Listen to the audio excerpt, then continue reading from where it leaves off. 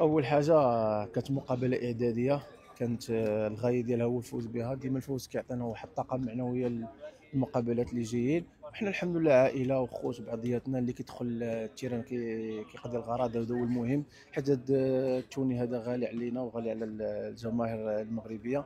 نتمنوا ان شاء الله المقابله ديال الغد تمشي على نفس المنوال ونفوزوا بها، ونفوزوا في المقابله 12 على التوالي. بطبيعه الحال كاينين كنشتغلوا على الانفوس ديالنا. حنا الا كنا مركزين في مقابله 100% غنعطيو فيها ان شاء الله باش نفرحوا الجماهير المغربيه. وبغيت نوجه واحد الرساله خاصه للجماهير الفيسيه والجماهير المغربيه اللي كيشجعونا في السراء والضراء، ونتمنوا ان شاء الله نفرحوا المغرب. Non, je pense le premier mi-temps c'était un peu moins, comme le coach l'a dit, mais après le deuxième mi-temps c'était beaucoup mieux et je pense on est content avec le résultat. On a fait 2-0.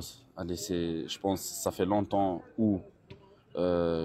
que Maroc ils ont marqué 2 fois contre Tunisie.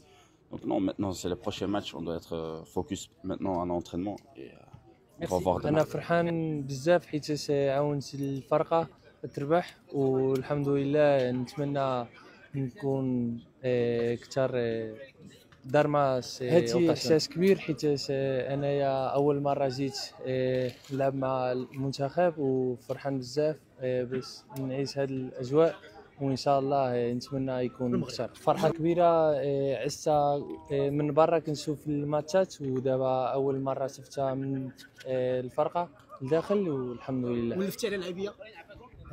بشويه شويه انا كنولفهم وكنعرفهم، والحمد لله كلشي مزيانين.